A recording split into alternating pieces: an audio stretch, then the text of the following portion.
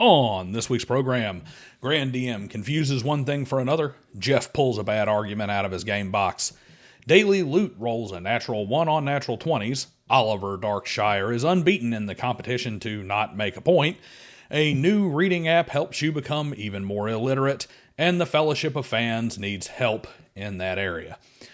Welcome everyone to Driving and Dragons. I'm Daniel. And here on the channel, we have a little Monday afternoon tradition called Intelligence as a dump stat. A few announcements this week. I will be joining Legion of Myth Wednesday at 6 p.m. Central Standard Time for a formal debate with Mr. Max on player agency. In this debate, he will argue for the player-controlled world whereby they can speak things into existence via character action, commonly referred to as 4D role-playing. Meanwhile, I will discuss how toxic player agency poisons games, kills groups, leading to the phenomenon of Game Master burnout. Should be a good show, so don't miss it. CORVID CODEX Volume 1 has just 11 days left on Kickstarter. Not gonna lie, we're way behind, guys. While I will be publishing this book either way, the ability to quickly produce the second volume and to get the premium quality paperback printing out in a timely fashion hinges on this Kickstarter.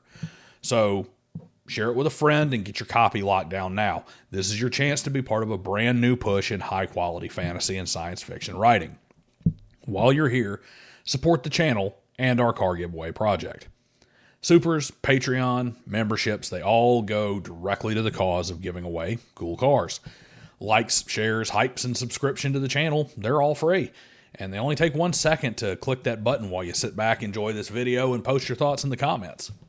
I'll also be appearing on another pair of sci-fi literature-related podcasts in the coming week, so be on the lookout for that information via my Facebook or X pages. Now on with the show. Grand DM continues a trend of being a little column A and a little column B this week. He was at the center of a series of threads where homebrew rulings and broken game mechanics were discussed, and while he was mostly on target, he fired a stray round or two as well. This particular comment was a bit of a miss, and is a classic example of saying something absolutely correct that misses the point that you're trying to make. A good crafter never blames the tools is an excuse for bad design. GMs shouldn't have to fix weak manuals. The book is a tool, and it should actually help run the game. Boy, what a mixed bag this is. Taken individually, these can be good points. However, as a whole, they're kind of stupid.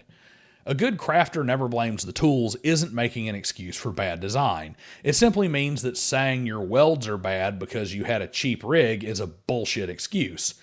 If you're trying to weld with, say, an acetylene torch and a couple of wire coat hangers, then the tool probably is to blame for the bad welds.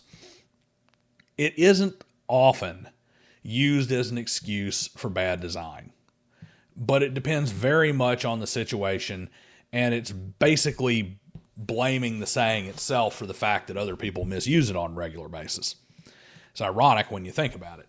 The second sentence misses the mark too. GM shouldn't have to fix the weak manuals.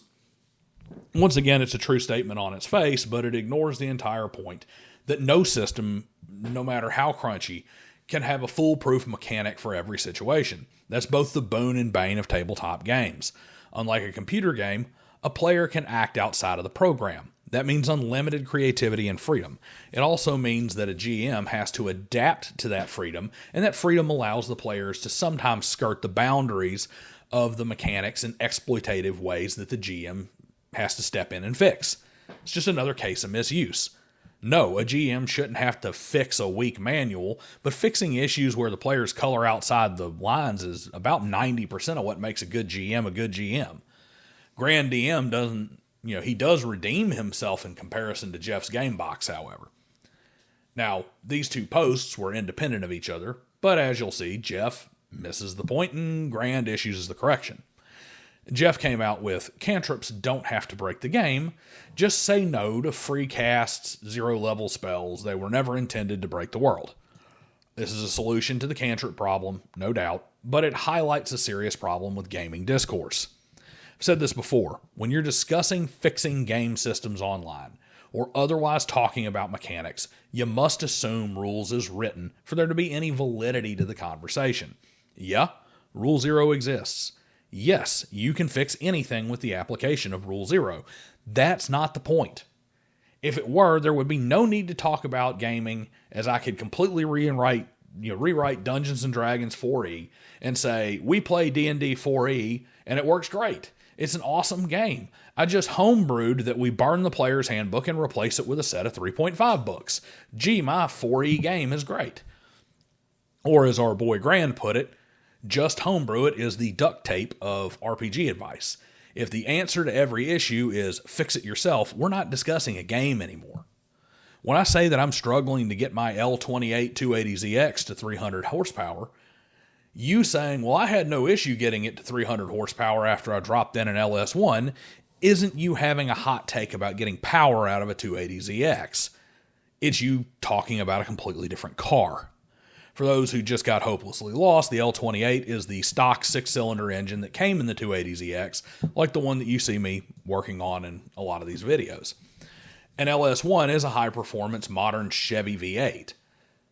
Here's an easier car analogy. Saying drive a Ferrari instead is not a way to fix the fact that your Miata is slow on the straights. Jeff is right when it comes to a way you can fix it at your table, but that doesn't excuse the fact that 5e cantrips are game-breaking and were not well thought out in the design phase. If we're always going to grab that duct tape, as Grand DM calls it, and simply say Rule 0 when discussing a system's shortcomings, then there's absolutely no point in discussing the games at all. They're all perfect because you can just rewrite them whole cloth with Rule 0. D&D Daily Loot over on Facebook stepped in a meme-shaped turd. Talk about getting it comically wrong, this one's entirely backwards. Here's the meme. You have the Doge dog with his big Hulk smash muscular Chad form with Nat 20s then under him. And then you have the sad sack sitting on his butt Boink Doge dog listed as Nat 20s now. Here's where it falls apart. Nat 20 then, I backflip over the enemy and slit their throat. Nat 20 now. The laws of physics don't work like that, you die anyway. This is idiotic even for a meme. First off, we're clearly backwards. In what bizarro universe are modern games less permissive, player catering, rule of cool nightmares than older play? A 20 on a skill check should be an automatic success is only a discussion had amongst modern players. The then crowd never had this delusion that a 20 was an automatic success. Hell, most of us old heads say, just tell them they fail. Why roll at all if it isn't possible? That brings up point 2, where the flying rainbow magic melting pot modern crowd when have they ever been concerned with physics or realism? You show me a person yelling, it's a game with elves and magic, it isn't supposed to be realistic, and I'll show you someone who bought their first D20 in a year that started with 201. Understanding verisimilitude and consistency within the game world is decidedly an old school trait. Last but not least, the dogs are clearly in the wrong positions. I roll a 20, so I get to do the impossible is modern gaming trash built from the philosophy of I should always have a 5% chance to get everything I want and a 0% chance to have bad things I don't expressly approve of happen.